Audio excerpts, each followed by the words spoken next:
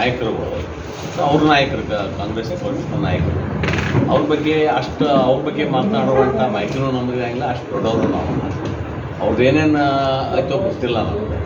ಆದರೆ ನಮಗೆ ತಿಳಿದ ಮಟ್ಟಿಗೆ DKN ಕಾಂಗ್ರೆಸ್ ಬಿಟ್ಟು ಬರಂಗಿಲ್ಲ. ಇದನ್ನು ಹೇಳ್ಬೋದು.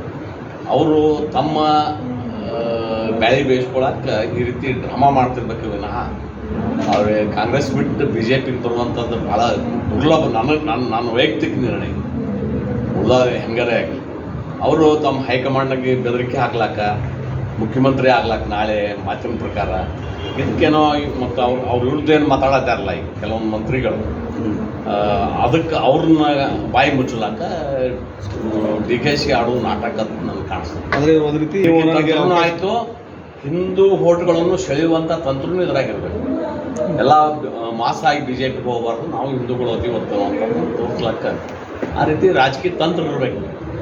ಅದ ಒಂದು ಕಡೆ ಹತ್ತಂಗೆ ಮಾಡ್ಕೊಂಡು ನೀ ಇದಂಗೆ ಬಡ್ದಂಗೆ ಮಾಡುತ್ತೆ ಅನ್ನೋದು ಈ ತಂತ್ರ ಈಗ ಹೃದಯದಿಂದ ಬಂದಿರತಕ್ಕಂಥ ಪ್ರೀತಿ ನನಗೇನು ಕಾಣಂಗಿಲ್ಲ. ನಾಟಕೀಯವಾಗಿ ಅವ್ರ ಹೈಕಮಾಂಡ್ ಎದುರಿಸ್ಲಾಕ ಇಲ್ಲಿ ಲೋಕಲ್ ಅವ್ರಿಗೇನು ವಿರೋಧದಾರ ಅವ್ರನ್ನ ಬಾಯಿ ಮುಚ್ಚಲಾಕ ಮಾಡಿರ್ತಕ್ಕಂಥ ತಂತ್ರ ನನ್ನ ನಿರೀಕ್ಷೆ. ನಿಶ್ಚಯ ಅವ್ರ ಪೂರ್ವ ನಿರ್ಧಾರಿತ ಕಾರ್ಯಕ್ರಮ ಸಂಬಂಧ ಹೋಗಿರ್ಬೇಕು.